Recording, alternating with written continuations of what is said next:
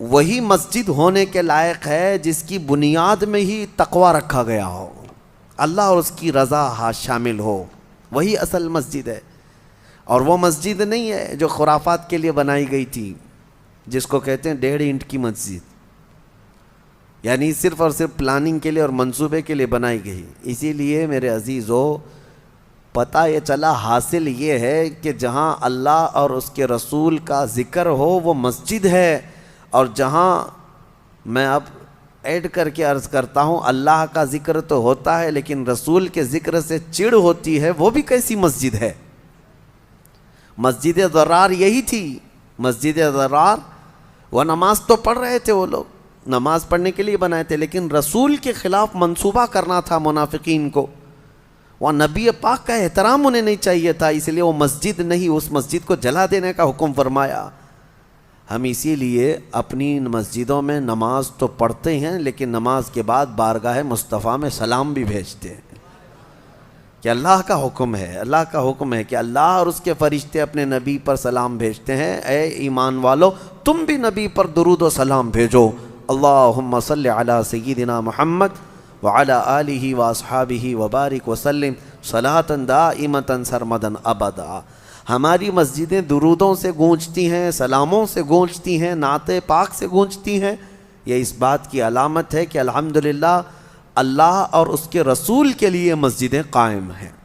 الحمدللہ مجھے ایک نوجوان سے چند دنوں پہلے کی بات ہے، بات چیت ہو رہی تھی، وہ کہے کہ میرا عصر کا وقت ہو گیا، کہیں سفر میں تھا یا کہیں پر، تو نماز پڑھنے کے لیے ادھر ادھر تلاش کر رہا تھا، تو ایک جگہ ملی، مسجد تھی، وہ کہتا ہے وہ مشکوک لگ رہی تھی، پتہ نہیں مسجد ہے کہ نہیں ہے، کس کی ہے، لیکن تھوڑی دیر کے بعد دل کو قرار آیا، نماز پڑھ کر کے آ گیا۔ کہا پاک جگہ نماز پڑھ سکتے ہیں، مسجد زمین اگر پاک ہے، نماز کا وقت ہو رہا ہے، نماز پڑھنا ہے، پڑھ سکتے ہیں۔ تو اس نے کہا نہیں، مجھے یقین ہو گیا تھا، اطمینان ہو گیا تھا۔ کہا کیوں؟ کہا کہ دیوار پر الصلاۃ والسلام علیک یا رسول اللہ لکھا ہوا تھا۔ الحمدللہ ہمارے بچے بھی اتنی شدھ بدھ رکھتے ہیں کہ جہاں کی دیواروں سے میرے مصطفیٰ کا سلام ہو وہ مسجد ہے، وہ مسجد ہے۔ میرے عزیزو، اس مسجد ضرار کا ذکر اس میں آیا ہے، آج ہم نے جو تلاوت کی ہے، یہ منافقین کی سازشوں کا اڈا تھا، اس کو ختم کر دیا گیا۔ حیرت کی بات میں آپ کو بتاؤں، قرآن نے جس کو مسجد تقوی کہا، یعنی وہ مسجد قباء ہے، مدینے میں موجود ہے، اور بعض مفسرین فرماتے ہیں وہ مسجد نبوی ہے، کیونکہ اس کی بنیاد ہی تقوی کی بنیاد پر رکھی گئی، اللہ اس کے رسول کی رضا ہے۔ لیکن جس مسجد کو ڈھا دیا گیا، مسجد ضرار ختم کر دیا گیا، ان سعودیوں نے اس جگہ کو بھی آج محفوظ رکھا ہے، وہاں پر بھی ان لوگوں نے اس کی بھی حفاظت کر لی ہے۔ ہر ایک کو اپنے پرکھوں سے محبت ہوتی ہے، یہودیوں سے ریلیٹڈ چیزیں بھی انہوں نے سنبھال رکھی ہیں، لیکن میرے نبی سے ریلیٹڈ جو چیزیں تھیں اس کو چن چن کر کے ختم کر ڈالا۔ خیر، اور ایک ذکر اس میں آیا ہے 3 صحابہ کا، جنگ تبوک میں میرے آقا جا رہے تھے تو اعلان فرما دیا کہ سارے لوگ چلیں، سب کے اوپر حکم تھا۔ یہ جنگ تبوک کیا ہے؟ تقریباً مدینہ طیبہ سے 900 کلومیٹر دور ہے، اور ایسے حالات میں یہ جہاد کا اعلان تھا جب سخت گرمی کا موسم تھا، سفر لمبا، مسلمانوں کے پاس اس وقت مال کی کمی بہت تھی، اس کو جیش العسرہ بھی کہتے ہیں، تنگی والی جنگ، تنگ دستی والی جنگ۔ ایسے میں امتحان تھا سب کا، سب تو چل پڑے۔ نبی پاک صلی اللہ علیہ وسلم مدینے سے رخصت ہوئے، 3 صحابہ مدینے میں پیچھے رہ گئے۔ وہ تینوں صحابہ میں سے ایک حضرت کعب بن مالک، ایک حضرت مرارہ، ایک حضرت ہلال، یہ مخلص مومنین ہیں، صحابہ ہیں، منافقین کی بات نہیں کر رہا ہوں، سچے صحابی رسول ہیں، لیکن پیچھے رہ گئے، فوج میں شامل نہیں ہو سکے۔ حضور پاک صلی اللہ علیہ وسلم کے ساتھ جانا تھا لیکن جا نہ سکے، سب جوان تھے، سب طاقت والے تھے، سب کے پاس حیثیت تھی، کیوں نہیں گئے؟ دیکھیں، جہاد میں نہ جانے کے لیے کچھ عذر ہے، یا سخت بڑھاپا ہے، یا معذوری ہے، بیماری ہے، تو اس کو مستثنی ہے، اس کے لیے ایکسیپشن ہے. لیکن جس کے پاس کوئی عذر نہیں تھا وہ گھر میں بیٹھا رہا. یہ 3 صحابہ ایسے تھے ان کے پاس عذر تو نہیں تھا لیکن غفلت میں نہیں گئے. کس طرح کی غفلت؟ یہ سوچتے ہوئے کہ ابھی مدینے میں ہی ہے، صحابہ حضور کے ساتھ جا رہے ہیں، اٹھ کر کے شامل ہو جائیں گے. جیسے پیچھے کھڑے رہتے ہیں نا، ابھی امام صاحب تو قرات کر رہے ہیں، رکوع میں جانے کے وقت شامل ہو جائیں گے. لیکن ہوا یہ کہ تھوڑی دیر کے بعد اور سستی آئی اور سستی آئی.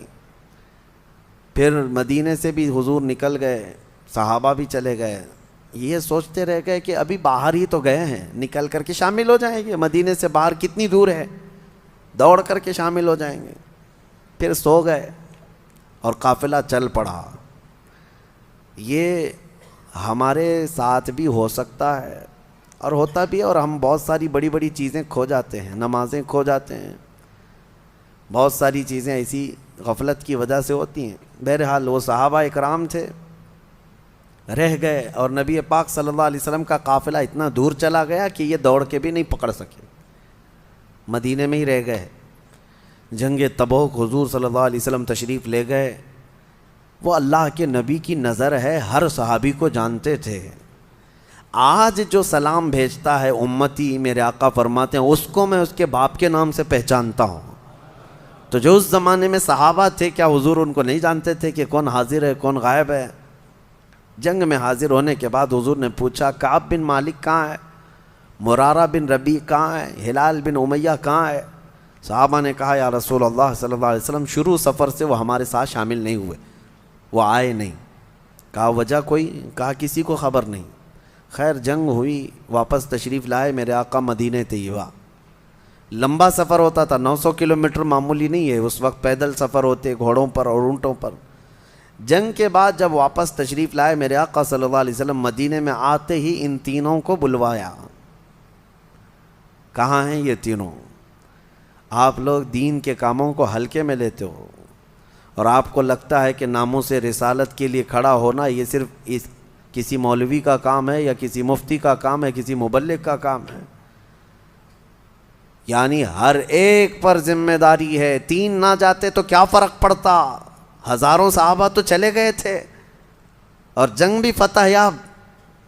لیکن واپس آنے کے بعد میرے آقا صلی اللہ علیہ وسلم نے سرزنش فرمائی، بلوایا، تینوں آئے. یہ پوری حدیث بخاری شریف میں اس کی روایت کرنے والے خود حضرت کعب بن مالک ہیں جو پیچھے رہ گئے تھے. وہ خود ہی اس حدیث کے راوی ہیں، انہوں نے خود اپنا واقعہ بیان کیا ہے کہ کیسے کیسے کیا کیا ہوا تھا. پھر نبی پاک صلی اللہ علیہ وسلم جب بلائے تو تینوں صحابہ کہتے ہیں، تینوں حضور جب ہمیں طلب کیے تو سب سے پہلی چیز یہی پوچھنے والے تھے کہ کیوں نہیں آئے. وہ کہتے ہیں ہم نے سوچا کہ کچھ ہیلا کر لیتے، کچھ بہانہ کر لیتے کسی بیماری کا یا کسی عذر کا. پھر وہ کہتے ہیں اس سے کیا بہانہ کریں جو دلوں کے حالات کو بھی جانتا. سچ سچ کہہ دیا یا رسول اللہ صلی اللہ علیہ وسلم، غفلت کی وجہ سے نہیں آ سکے، سستی، ہم غفلت کی وجہ سے پیچھے رہ گئے. قرآن نے یہی اس میں بیان کیا ہے کہ منافقین پیچھے تو رہ جاتے ہیں لیکن جب پوچھا جائے تو ہیلے بہانے کرتے ہیں، سچ نہیں بولتے. لیکن مخلص مومنین کا حال یہ ہے، قرآن کہتا ہے ان سے غفلت ہوئی تو بارگاہ مصطفیٰ میں آ کر یہ نہیں کہتے کہ بیوی پکار رہی تھی، بچہ بیمار تھا، ہمیں تکلیف تھی، نہیں، آ کر سیدھے کہہ گئے کہ یا رسول اللہ غفلت ہو گئی ہم سے، کاہلی سے. دوسرے صحابی سے پوچھا، انہوں نے بھی کہا یا رسول اللہ سوچتا رہا شامل ہو جاؤں، نہیں شامل ہو سکا، یہ میری غفلت ہے، میری خطا ہے. تیسرے صحابی نے بھی یہی کہا کہ غفلت ہے. پتہ تھا ان کو کہ سزا ہو سکتی ہے. یاد رکھو سزا کے ڈر سے کبھی جھوٹ مت بولو. ایک جھوٹ کو چھپانے کے لیے کئی جھوٹ گڑنے پڑتے ہیں. پھر نبی پاک صلی اللہ تعالیٰ علیہ وسلم نے اعلان کیا فرمایا، دوسرے سارے صحابہ تھے مسجد نبوی میں، سب سے کہا اس وقت تک ان سے کوئی بات چیت مصافحہ سلام کلام نہیں کرے گا جب تک ان کے متعلق اللہ کا کوئی حکم نہیں آ جاتا. میں خود ان سے کوئی بات نہیں کروں گا. نبی پاک صلی اللہ علیہ وسلم نے فرمایا یہ بائیکاٹ، اس طرح کا بائیکاٹ کس بات پر تھا؟ سستی اور کاہلی کی وجہ سے نہ آنے پر۔ آج لوگ ہزاروں ہیلے بہانے تلاش کر رہے ہیں میرے مصطفیٰ کے نام پر کھڑے ہونے کے لیے، اور وہ بھی لولے لنگڑے بہانے ہیں۔ ایسی آج کسی کی نوبت نہیں آئی ہے کہ اس کی گردن پر تلوار رکھ دی گئی ہو کہ اگر حق بولے گا تو کاٹ دی جائے گی، نہیں ہے۔ اگر ایسا ہوتا تو آپ کا یہ کم ظرف آدمی اور کم علم آدمی اتنا نہیں چیخ رہا ہوتا، اتنا نہیں چلا رہا ہوتا۔ ہم جتنا بول رہے ہیں الحمدللہ ہم جانتے ہیں اللہ اور اس کے رسول کی رضا کے لیے بولتے ہیں۔ جب تک اللہ نے آزادی عطا کی ہے حق بات بولتے رہو، اور سب سے بہترین اور افضل جہاد یہی ہے ظالم بادشاہ کے آگے حق کلمہ بیان کرنا۔ آج نہ جانے کتنے ہیلے بہانے ہیں، کتنے بہانے ہیں۔ مجھے پتہ ہے 1-2 سال پہلے پتہ نہیں کیا کیا چیزیں پیش کر دی گئی تھی ہمارے خلاف۔ ہم نے صرف اتنا کہا تھا ناموس رسالت کے لیے ہر مسلمان کھڑا رہے گا، میرے آقا کی عزت کی بات ہے۔ تو کچھ لوگوں نے یہ بتایا کہ حالات ایسے بگڑے ہوئے ہیں، آپ پوری قوم کو آگ میں جھونک رہے ہیں، امت کو تکلیف میں ڈالنا یہ کہاں سے جائز ہے؟ میاں حق بات کے حصول کے لیے تکلیف میں جانا ہی پڑے گا۔ نبی پاک صلی اللہ تعالیٰ علیہ وسلم کو بھی کیا تم الزام لگاؤ گے کہ جب ان کے پاس کچھ مال تھا ہی نہیں، تلواریں نہیں تھی، ہتھیار نہیں تھے، 313 نہتے صحابہ کو لے کر بدر میں کیوں چلے گئے؟ کوئی سوال کرے گا؟ جان جوکھم میں کیوں ڈال دیا؟ حق بات کے حصول کے لیے قربانیاں دینی پڑتی ہیں۔ تمہیں صرف اور صرف اپنے اسباب پر بھروسہ ہوتا ہے۔ نادانوں اٹھو، کھڑے ہو جاؤ۔ اللہ کے اعلان کا بھی کوئی مطلب سمجھتے ہو کہ نہیں؟ کہ اللہ نے قرآن میں فرمایا کان حقا علینا نصر المؤمنین، کھڑے ہو جاؤ، ایمان والوں کی مدد کرنا اللہ فرماتا ہے میرے اوپر لازم ہے، میں نے اپنی شان کے لیے لازم کر لیا ہے۔ اللہ تعالیٰ اپنے لیے فرما رہا ہے ہم نے لازم کر لیا ہے اپنے اوپر ایمان والوں کی مدد کریں گے، اس پر کسی کا یقین نہیں۔ لولے لنگڑے بہانے اس طرح کے یاد رکھو، اس کے لیے میں بات کر رہا ہوں جس کے سامنے تمہیں قیامت کے دن کھڑا ہونا ہے، اسی کی شفاعت کے طلبگار رہو گے۔ کہاں جاؤ گے منہ چھپا کر؟ ان سے جو منہ پھراؤ گے تو کہاں جاؤ گے؟ وہاں تو قیامت کے دن ہر نبی یہ کہے گا آج ہمارا نہیں ہے معاملہ، جاؤ محمد رسول اللہ کے پاس۔ ان کے لیے میں آج بات کر رہا ہوں جن کے سامنے تمہیں کھڑا ہونا ہے۔ مجھے پتا ہے ہماری یہ بات دور دور تک جائے گی اور پہنچے گی۔ ایک بات میں بتاؤں، جب حالات میرے مصطفیٰ کریم صلی اللہ علیہ وسلم کی عزت کے خلاف پھیل جائیں، اس وقت اگر کوئی عالم خاموش رہتا ہے تو فرمایا گیا وہ گونگا شیطان ہے، وہ گونگا شیطان ہے۔ اللہ تعالیٰ نے اسے منصب دیا۔ لوگ میرے عزیزو، ہمارے پاس اتنی طاقت ہے کہ ممبر ہے، زبان ہے اور تبلیغ کا میدان ہے، ہم بول تو سکتے ہیں۔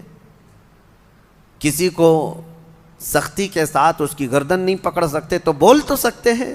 اویئرنس لانا اسی کا نام ہے، اور الحمدللہ ہم نے دیکھا ہے، میں یہ نہیں کہتا میری وجہ سے، لیکن چند اعلانات کی وجہ سے ہم نے لاکھوں نوجوانوں کو جذبے جوان ہوتے ہوئے دیکھا ہے۔ وہ جہاں ہیں ان کے دلوں میں عشق رسول دھڑکتا ہے۔ اسی لیے میں آج یہ کہتا ہوں، وہ 3 صحابہ کو دیکھو، جنگ تبوک میں نہیں گئے، حضور نے ان کا کلی طور پر بائیکاٹ کا اعلان کیا کہ ان سے نہ کوئی سلام کرے گا، نہ مصافحہ کرے گا، نہ کوئی بات چیت کرے گا۔ 40 دن گزر گئے، وہ آتے تھے مسجد میں نماز پڑھنے کے لیے، حضور ان کی طرف دیکھتے بھی نہیں تھے، ان سے کوئی ایک صحابی بھی بات نہیں کرتا تھا، حتیٰ کہ 40 دن کے بعد حضور نے دوسرا اعلان یہ فرمایا کہ ان کی بیویاں بھی ان کے ساتھ نہیں سوئیں گی۔ 10 دن اور گزر گئے، 50 دن گزر گئے۔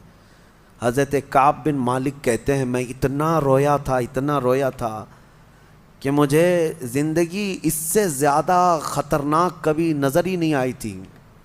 نہ کسی جنگ میں میں ڈرا تھا، نہ کسی بھیانک حالتوں میں خوفناک طریقے سے ڈرا تھا، کہیں بھی نہیں، لیکن یہ جو بائیکاٹ تھا یہ جان نکالنے والا تھا۔ زمین تنگ ہو گئی تھی، ہماری بیویاں ہم سے نہیں بات کرتی تھیں کیونکہ سب رسول اللہ کی صحبت یافتہ ہیں۔ ان کے لیے فرسٹ پرائیورٹی حضور اکرم صلی اللہ تعالیٰ علیہ وسلم کا حکم ہے. شوہر ہو اپنی جگہ پر, بھائی ہوگا اپنی جگہ پر, حضور کا حکم ہے نہیں بات کرنا ہے, سلام بھی نہیں.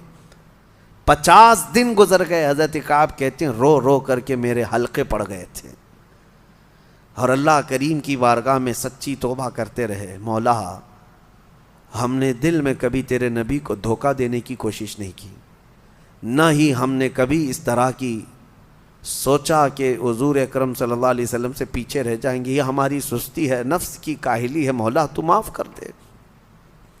ان صحابہ کے رونے پر مولا کریم رحمت والی آیتیں نازل فرمایا.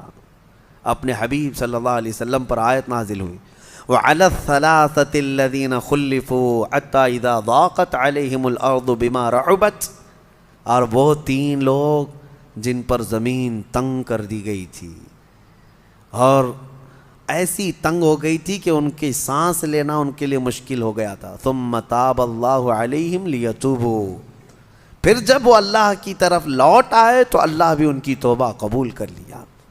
ان اللہ هو التواب الرحیم, بے شک اللہ سب سے زیادہ توبہ قبول کرنے والا, رحم کرنے والا ہے. ان کی توبہ کا اعلان ہوا. حضور اکرم صلی اللہ علیہ وسلم نے فجر کی نماز پڑھائی, یہ آیت اسی وقت نازل ہوئی. حضور نے یہ آیت جیسی تلاوت کی, دوڑے دوڑے صحابہ گئے ان تینوں کو اعلان کرنے کے لیے. کعب بن مالک خوشخبری ہو, مرارہ بن ربی خوشخبری ہو, ہلال خوشخبری ہو. کہا کیا ہے؟ آیتیں اتر گئی. ان کو وہ کہتے ہیں ان کی کیفیت, حضرت کعب بن مالک کو کہتے ہیں میں جس حالت میں تھا سر پٹ دوڑتا ہوا مسجد میں آیا, دوڑتا ہوا مسجد نبوی میں آیا, اور پہلی مرتبہ میں نے حضور کو میری طرف دیکھ کر مسکراتے ہوئے دیکھا.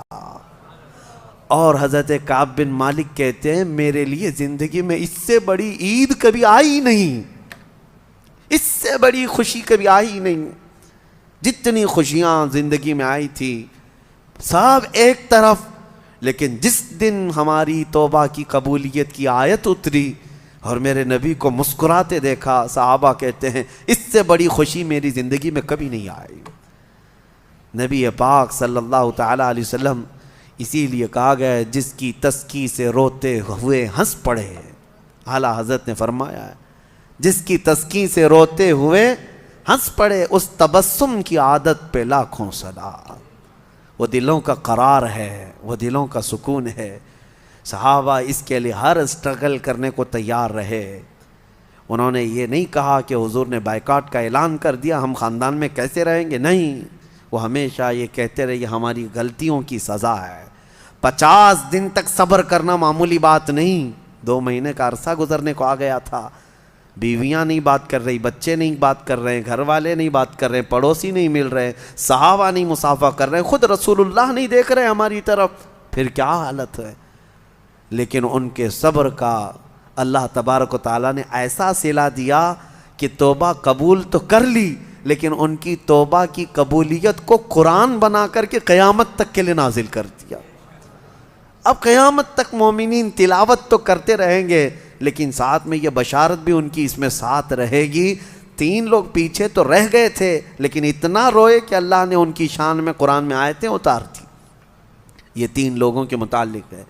بہرحال آپ کی زندگی میں کبھی اگر ناموس رسالت کا مسئلہ آئے, حضور کی عزت کی بات آئے, آئیں کائیں مت کرنا, ہیلے بہانے مت ڈھونڈنا, ورنہ پھر حالات سنگین ہو جائیں گے. قیامت کے دن تم سے سوال ہوگا نبی پاک صلی اللہ تعالیٰ علیہ وسلم کی عزت کے لیے تمہاری جوانی کس کام آئی تھی؟ تم جب جوان تھے تو حضور کی عزت کے لیے کیا کرنا چاہ رہے تھے؟ تم نے اپنے طور پر کیا کیا؟ مطالبہ تو کرتے, برا تو جانتے, ان ظالموں کو کوستے جو میرے نبی پاک صلی اللہ تعالیٰ علیہ وسلم کے خلاف ہرزہ سرائی کرتے ہیں. بعض لوگ ہم سے یہ کہتے ہیں آپ نے کیا کیا, آپ کیا کرتے ہیں؟ ہم جتنا چلاتے ہیں یہ بھی ان کے لیے مصیبت سے کم نہیں ہے. ہمیں پتہ ہے, ہمیں پتہ ہے. اس لیے کہ حضور پاک صلی اللہ تعالیٰ علیہ وسلم کو جب گالیاں دی جاتی تھی مکہ کے جاہل خبثا, تو حضرت حسان بن ثابت کیا کرتے تھے؟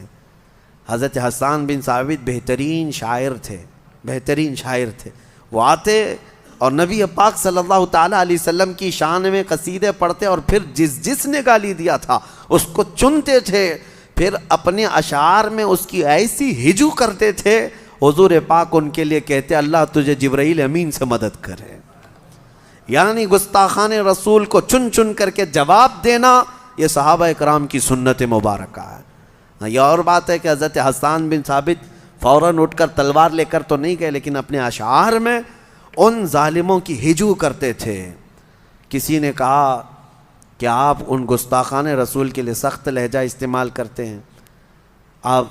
ہم دلی میں تھے تو ہمارے جو انویسٹیگیشن والے آفیسرز تھے وہ بھی ہم سے یہ کہہ رہے تھے کہ آپ لومڑی لومڑی بار بار کہتے ہیں، آپ جس کو جواب دیتے ہیں اس کو پاکنڈی کہتے ہیں، لومڑی کہتے ہیں۔ ہم نے کہا ہاں بالکل کہتے ہیں، اس لیے کہ جو غار میں گوفے میں چھپ کر کے بار بار اس طرح کے حملے کرتا ہے اس کو لومڑی کہا جاتا ہے۔ اگر گٹس ہے، ہمت ہے تو آ جائے، جس طرح میدان میں دلی میں اعلان کیا گیا تھا مسجد میں، جامع مسجد میں، اور ہم نے یہ اعلان بھی کیا تھا ان ظالموں اور خبیثوں کی کیا اوقات، ان کی 7 نسلیں بھی میرے آقا کی عزت کے لیے بات کرنے کی ہمت نہیں جٹا سکیں گے۔ تو گھٹائے سے کسی کے نہ گھٹا ہے نہ گھٹے گا یا رسول اللہ، جب بڑھائے تجھے اللہ تعالیٰ تیرا۔ لیکن ایک بات ہے میرے عزیزو، آپ کو اللہ تعالیٰ نے جتنی طاقت دی، جتنی استطاعت دی، ظالموں کو منہ توڑ جواب دیتے رہیں اور ان کو ان کی اوقات بتاتے رہیں، اس لیے کہ ہمیں پتہ ہے۔ آپ کو ایسا لگتا ہوگا ہمارے بولنے سے کیا ہوتا ہے، بہت ہوتا ہے، آگ لگتی ہے، جینا حرام ہوتا ہے۔ ان کے لیے خفت اور سبکی اور شرمندگی جو ہے یہی ایک موت کے برابر ہوتی ہے کہ طاقت ہمارے پاس ہے، قوت ہمارے پاس ہے، پورا ڈپارٹمنٹ لے کے بیٹھے ہیں، پوری حکومت ہم لے کر کے بیٹھے ہیں، اور ایک ٹوٹی پھوٹی جماعت کا ایک مولوی ہمارے لیے اتنی چیلنج کا ذریعہ بن جاتا ہے۔ یہ موت نہیں ہے تو اور کیا ہے؟ میرے عزیزو، اللہ تبارک و تعالیٰ نے جب تک طاقت و قوت عطا کی ہے، میرے نبی کے گستاخوں کو جواب دینے کی جیسی طاقت ہے، جواب دیتے رہو اور اپنا نام ایمان والوں میں شامل رکھو۔ منافقین میں مت آؤ کہ سن کر کے ایسے ہی کانوں سے لے لیا اور اس کے بعد پھر خاموشی سے سوچتے رہے کہ دیکھا جائے گا، کوئی تو اٹھے گا جواب دے گا۔ بعض جماعتیں ہیں بیچاری، وہ تبلیغ کے لیے تو پورے گھر چھوڑ کر کے چلی جاتی ہیں 40 دن تک بھی۔ اچھی بات ہے، تبلیغ کر رہے ہیں، چلے میں، چھٹی میں، جس طرح سے بھی جائیں۔ حضور پاک صلی اللہ علیہ وسلم کے گستاخوں کے لیے بھی جواب کے لیے کمر بستہ ہو جاؤ۔ نہیں ہم یہاں مسجد میں بیٹھ کے بد دعا کریں گے، ان کے منہ میں کیڑے پڑ جائیں۔ یہ دعا تو عورتوں کے لیے ہے، عورتیں وہ اپنے گھر میں بیٹھ کر کے دعا کرتی رہیں، ان کے اوپر ایسی تمام چیزیں ضروری نہیں کی گئیں۔ اللہ تعالیٰ نے آپ کو جس چیز کا منصب دیا ہے اس کا استعمال کریں، لوگوں میں بیداری ظاہر کریں، اور ایمان کی قوت نوجوانوں کے اندر ایسی رہے کہ یہ جہاں جیتا رہے وہ سر اٹھا کر کے جیے کہ میرے نبی سچے اخلاق والے تھے۔ نبی پاک صلی اللہ تعالیٰ علیہ وسلم دنیا کے سب سے اعلیٰ کردار پر پیدا کیے گئے تھے۔ بہرحال یہ منافقین میں ہمارا شمار نہ ہو۔ میں نے جن 3 کا ذکر کیا وہ صحابہ تھے، وہ مخلصین تھے، وہ مومنین تھے۔ یہ سورہ توبہ کی آخری آیت ہے جو بڑی فضیلت کی حامل ہے۔ لَقَدْ جَاءَكُمْ رَسُولٌ مِّنْ أَنفُسِكُمْ عَزِيزٌ عَلَيْهِ مَا عَنِتُّمْ حَرِيصٌ عَلَيْكُمْ بِالْمُؤْمِنِينَ رَءُوفٌ رَحِيمٌ فَإِن تَوَلَّوْا فَقُلْ حَسْبِيَ اللَّهُ لَا إِلَٰهَ إِلَّا هُوَ عَلَيْهِ تَوَكَّلْتُ وَهُوَ رَبُّ الْعَرْشِ الْعَظِيمِ۔ اللہ فرماتا ہے بے شک تمہارے پاس ایک ایسا رسول آیا کہ تمہارا تکلیف میں پڑنا اسے گوارا ہی نہیں ہوتا۔ وہ رسول کو تمہارا تکلیف میں پڑنا برداشت نہیں ہوتا۔ حریص علیکم بالمؤمنین، وہ صرف تمہارے ایمان کی طلب رکھتا ہے۔ رؤوف الرحیم، نہایت نرم دل ہے، شفقت کرنے والا۔ رسول پاک کی صفات اس میں بیان کی گئی۔ میرے عزیزو، یقیناً میرے آقا صلی اللہ تعالیٰ علیہ وسلم کو ہمارا تکلیف میں پڑنا گوارا نہیں، اسی لیے تو امتی امتی کرتے رہے زندگی بھر۔ بعض بزرگوں نے یہ بھی فرمایا کہ اگر کسی امتی کے پاؤں میں کانٹا بھی چبھ جائے تو حضور فرماتے ہیں اس کا درد مجھے بھی ہوتا ہے۔ وہ ہماری تکلیف کو گوارا نہیں کرتے رسول۔ جو نہ بھولا ہم غریبوں کو رضا، یاد اس کی اپنی عادت کیجیے۔ نبی پاک صلی اللہ تعالیٰ علیہ وسلم سے بڑھ کر کے ہمارا خیال کرنے والا اس روئے زمین پر کوئی نہیں آیا، کوئی نہیں آیا۔ وہ ہمارے محسن اعظم ہیں، یہاں پر بھی یاد کرتے رہیں، قبر میں بھی جب تم جاؤ گے تب بھی وہاں تشریف لائیں گے، اور آخرت میں بھی، قیامت کے دن بھی حال یہی ہے، حال یہی ہے۔ ایک صحابی نے پوچھا حضور آپ کو قیامت کے دن میں کہاں ڈھونڈوں، کہاں تلاش کروں؟ میرے آقا نے فرمایا 3 ایڈریس دیے، میدان قیامت میں ڈھونڈنے کے 3 پتے تھی۔ کہا میری امت پیاس سے تڑپ رہی ہوگی تو حوض کوثر پر میں جام بھر بھر کر کے اپنے امتیوں کو پلا رہا ہوں گا، وہاں تم مجھے ڈھونڈ لینا۔ اگر وہاں نہیں ملا تو میزان عمل جہاں لوگوں کی نیکیاں اور برائیاں تولی جا رہی ہوں گی، وہ بہت سخت معاملہ ہوگا، تول کر کے وہاں پر میزان عمل، کسی کے برائیوں کا پلہ بھاری ہوگا، وہیں فرشتے اس کو منہ کے بل کھینچتے ہوئے دوزخ میں لے جائیں گے، فوراً حکم ہو جائے گا، وہ سخت معاملہ ہے۔ حضور فرماتے میں وہاں کھڑا رہوں گا، کیا دعا کرتے کرتے اپنے امتیوں کے نیکیوں میں کچھ نہ کچھ ڈال کر کے ان کا پلہ بھاری کر رہا ہوں کہ کسی نہ کسی طرح یہ بچ جائے، یہ بچ جائے۔ یہاں تک کہ حضور پاک صلی اللہ تعالیٰ علیہ وسلم کے متعلق یہ بھی ہے کہ ایک امتی پریشان حال تھا، رو رہا تھا، کیونکہ جیسے ہی فرشتے میزان عمل میں لے آئے اس کو پتہ تھا کہ کیا ہونا ہے۔ اعلیٰ حضرت نے اس کا پورا نقشہ جو ہے ایک نعت میں کھینچا ہے، وہ نعت پورے اشعار مجھے یاد نہیں، لیکن سنو گے تو پورے قیامت کا منظر اس میں ہے۔ کس کے جلوے کی جھلک ہے یہ اجالا کیا ہے، ہر طرف حیرت زدہ تختہ کیا ہے۔ اعلیٰ حضرت رضی اللہ تعالیٰ عنہ نے اس میں یہ فرمایا ہے، اور ایک وقت ایسا آئے گا کہ امتی پریشان ہو کر میزان عمل پہ کھڑا ہوگا، حضور بہت تیز قدموں سے وہاں پر پہنچیں گے، حضور آؤ ورنہ دم میں فیصلہ ہو جائے گا، امتی پکار رہے ہوں گے۔ تو حضور آ گئے، اس کے اعمال تولے ہی جا رہے تھے، اس کی نیکیاں تھی نہیں یا کم تھیں، برائیوں کا پلہ بھاری ہو رہا تھا۔ وہاں قیامت کے دن جو ترازو ہے، یہاں دنیا کے ترازو کے برعکس ہے، یہاں آپ اٹھائیں گے ترازو، اب تو سب ڈیجیٹل ہے، آپ کو کیا پتہ چلے گا، ہمارے بچوں کو معلوم ہی نہیں ترازو ہوتا کیسا تھا۔ تولنے کے لیے جو ہوتا تھا پہلے ایسا کانٹا اٹھاتے تھے اور 2 پلے ہوتے تھے، ایک پہ پتھر رکھا جاتا، ایک پہ سامان رکھا جاتا، جو وزن ہوتا ہے وہ کدھر جائے گا، نیچے جائے گا نا، جو وزن ہوگا وہ نیچے ہوگا، جو ہلکا ہوگا وہ اوپر جائے۔ لیکن ڈیجیٹل میں تو کچھ پتہ نہیں، خالی نمبر آتے ہیں۔ قیامت کے دن تو جو ترازو ہے اس کے ڈیجیٹل ہونے کا کہیں پر ثبوت نہیں ہے کہ نمبر آئیں گے، وہاں پر بھی ایسی ہی ترازو ہوں گے، 2 پلے ہوں گے، لیکن وہاں کے متعلق فرمایا گیا کہ جس کی نیکیاں بھاری ہوں گی وہ نیچے نہیں جائیں گے، جو پلہ بھاری ہوگا وہ اوپر جائے گا، جو بھاری ہوگا قیامت کے دن اوپر جائے گا۔ برائیاں بھاری ہوں گی تو اوپر جائیں گی، نیکیاں بھاری ہوں گی تو وہ اوپر جائیں گی، پلہ بھاری ہوگا یعنی اوپر ہو جائے گا۔ حضور پاک صلی اللہ علیہ وسلم تیز قدموں سے آ گئے اس امتی کے پاس، توجہ، اللہ کرے کہ ان میں وہ امتی ہم ہی ہوں۔ تیز قدموں سے آئے، اس کا پلہ برائیوں کا اوپر جا ہی رہا تھا۔ حضور پاک صلی اللہ علیہ وسلم نے نیکیوں کے پلے میں کوئی چٹی اس میں رکھ دی، کوئی چیز رکھ دی، اچانک اس کی نیکیوں کا پلہ بھاری ہو گیا، اور فرشتوں نے کہا جا فلاں بن فلاں تجھے جنت کا پروانہ سنایا جا رہا ہے۔ وہ اتنا خوش تھا، وجد میں آ گیا، میرے آقا سے عرض کرنے لگا یا رسول اللہ یہ کیا تھا، میں تو گیا تھا برباد، جہنم میں جاتا، یہ کیا تھا؟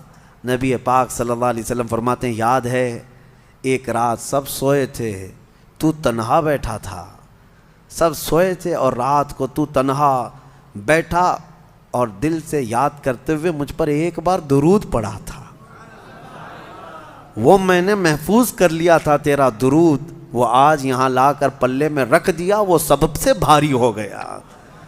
اسی لیے میرے مفتی اعظم ہند رحمۃ اللہ تعالیٰ علیہ یوں فرماتے ہیں میرے اعمال کا بدلہ تو جہنم ہی تھا، میں تو جاتا میرے سرکار نے جانے نہ دیا۔